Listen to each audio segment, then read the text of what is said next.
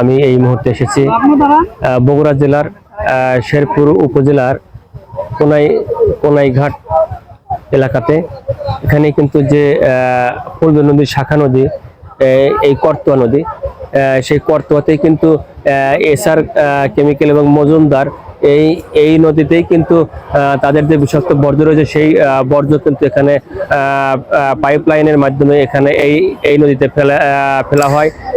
বিষাক্ত কেমিক্যালের বর্জ্যের কারণে করতোয়া নদীর জীববৈচিত্র্য ধ্বংস হয়ে গেছে এবং এই করতোয়া নদীর বিষাক্ত বর্জ্যের গন্ধে কিন্তু এখানে নদীর পাড়ের যে বসবাস করে যারা, তারা কিন্তু সবাই অসুস্থ হয়ে যায়। এবং এই মজুমদার এবং এসআর কেমিক্যালের যে বিষাক্ত বর্জ্য এই নদীতে ফেলা হয়, সেই জন্য কিন্তু এখানে বাংলাদেশ পরিবেশ আন্দোলনের নেতা কর্মী কিন্তু এই নদী তদন্ত করার জন্য কিন্তু আজকে কিন্তু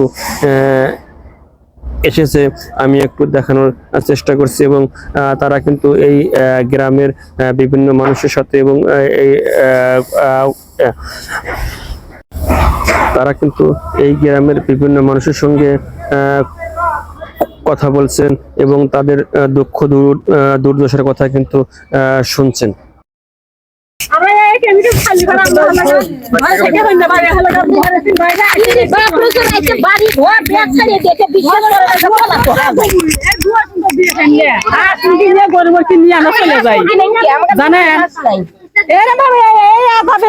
থাকি তাহলে দেখেন, আমার নাম কহিনুর, আমার এই জায়গা হলো আমার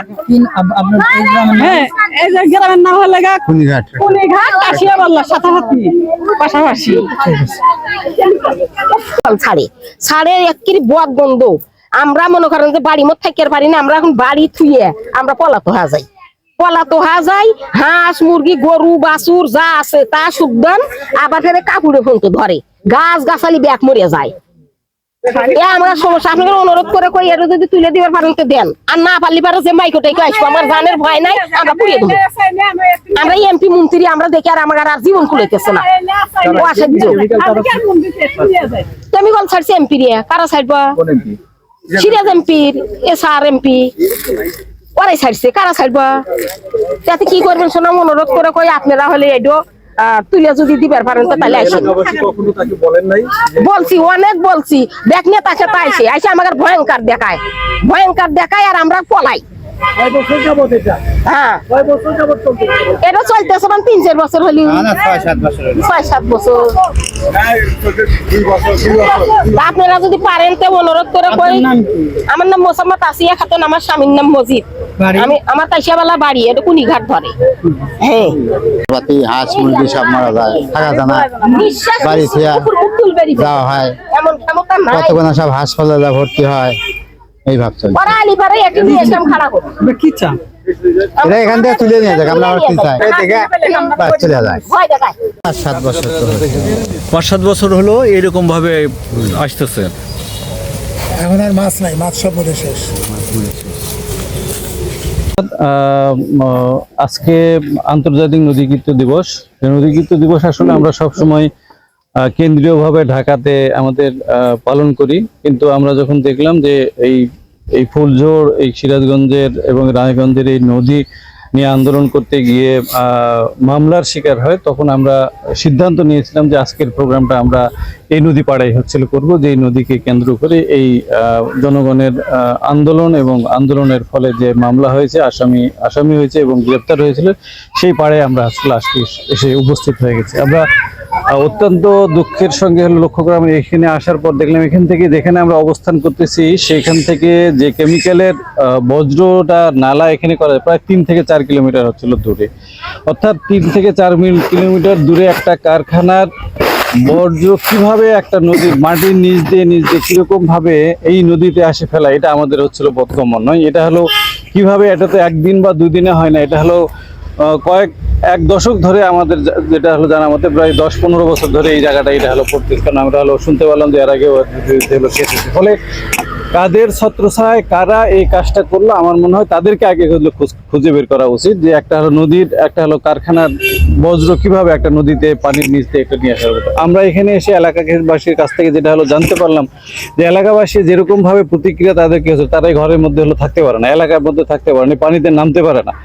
মাছ চাষ বা অন্য কিছু আবার তো দূরের কথা, মানুষই আজকে বসবাসের জন্য অযোগ্য হয়েছে। তারা টিনের দেখালে 1 বছর আগে নাকি সে টিন তারা হচ্ছিল টিন আজকে হচ্ছিল হয়ে গেছে। এই তারা হচ্ছিল যখন হচ্ছে রাত্রে, বিশেষ করে রাত্রেবেলা যখন এই বজ্রটা আরো বেশি আসে তখন তারা রাত্রে থাকতে পারে না। তাদের হচ্ছিল কয়েকদিন আমরা হলো আপা হলো বললেন যে 3 দিন ধরে সে অসুস্থতায় হলো হসপিটালে গিয়ে হচ্ছিল ছিলেন। ফলে এখানকার এই কারখানার এই বজ্রের ফলে এখানকার নদী প্রকৃতি তো যেটা হলো দীপঙ্কর ভাই হলো বললেন, কিন্তু মানুষের যে হচ্ছিল ক্ষতি হচ্ছে, এই ক্ষতিপূরণটা হলো কারা দিবেন?